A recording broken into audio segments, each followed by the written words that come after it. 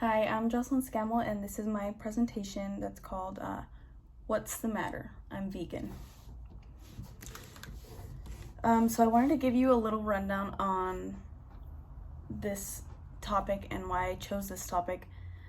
I was actually vegetarian for 4 years, so it's something that got my interest. I didn't realize why, when somebody would ask me, why are you vegetarian? I never thought about the reasons why I became one.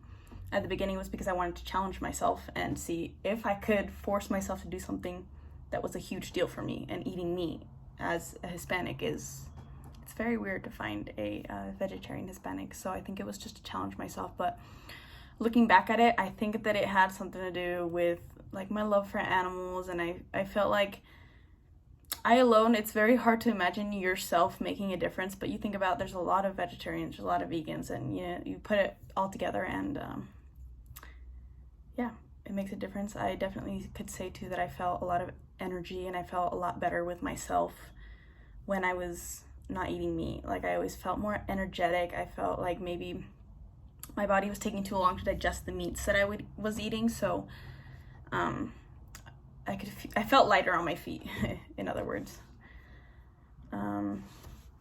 So on this first slide, I put like, what's the problem? I want to let you know, why should you care? If you don't eat these meats, why does it matter to you? And if you do eat these meats, let me know what I'm putting into my body.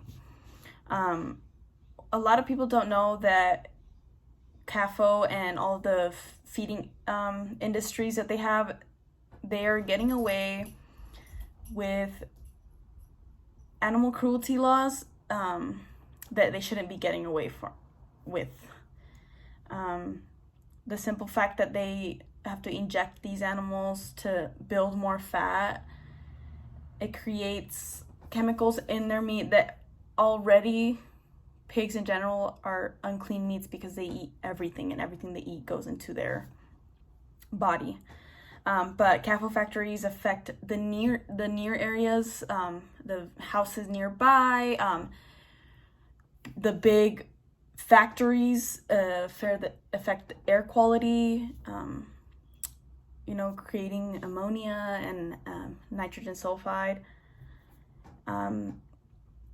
They also get rid of the waste of the pigs and all of that into the water. Supposedly it's not water that we process and feed, right? But the water gets into the soils, and the soils, that when it passes through the soils, then it gets to the clean water that we do drink of. So another huge deal that I wanted to point out on is, I don't know if it's very personal to my audience that you might know somebody or that you work in these factories, but the quality of air and everything going on inside these factories is it's a huge risk factor health-wise for the workers, for the animals. Like, it's just very unclean in there.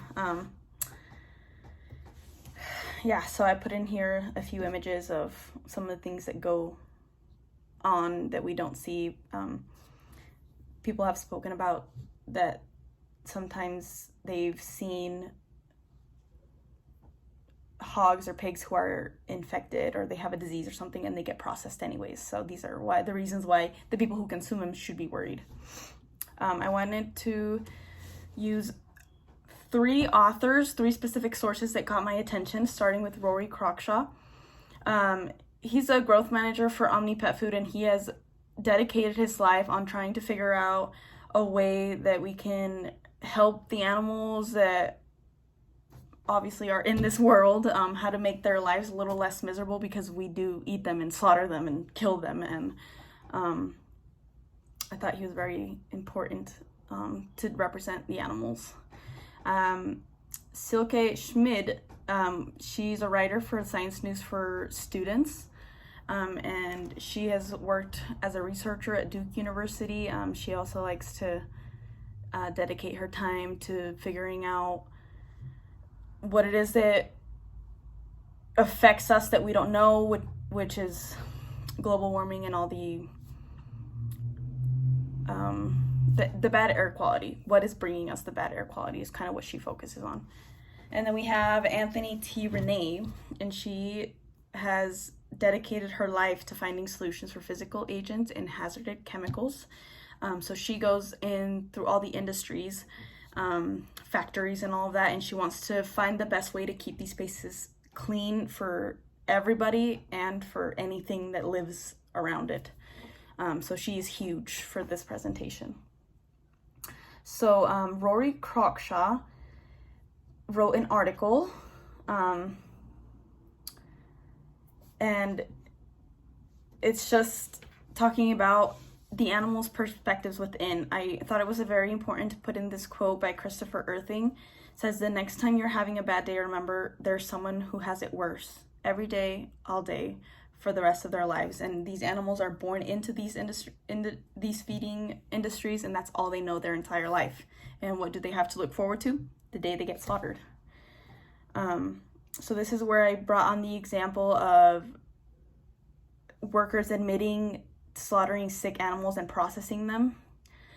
And CAFO, honestly, Rory is very against CAFO and the inhumane ways that they slaughter their animals and the inhumane ways that they keep their animals, and how bad it could be for us, but how emotionally draining and how cruel it is to the animals in these places. One of the examples that he drew up on his article was that they tried to make a law that pregnant pigs have to have space to be laying down, but most of these industries are ignoring that. They don't pay attention to it. So it's sad and inhumane the way that these animals are living. So the next one was by Silke Schmid, which was talking about the different, like, ammonia and nitrogen that goes into the air.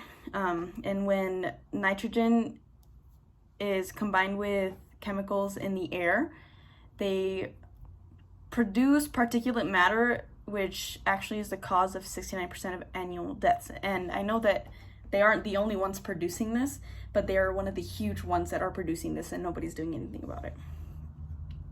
My next slide is Anthony T. Renee, and this one's talking about the workers, and I got to reading also in this article specifically that it's really bad as it is during the day shifts for these workers, but it comes to the night shifts and everything is like 3 times as bad. And they wear masks, they wear guards, and they wear everything to try to protect themselves, but how effective are these actually being? How even people who maybe don't have an option and they have to work in this industry, it's just so unhealthy for everybody. And so I just wanted to point out that I don't see a benefit to it. This is my stance in it. I don't know how this is going to change the way that I eat or the things that I cook at home, but I just don't see any benefit from it. Nobody is happy, obviously, except the people that are not paying attention to what's actually going on, that they just buy the processed meats at the store. But animals are suffering, air quality is going bad, it's affecting the water in the nearby areas of those factories, and we are digesting these things. So just wanted to give you guys a little insight of what goes down in these places and why I hope that one day they aren't around anymore. Thank you.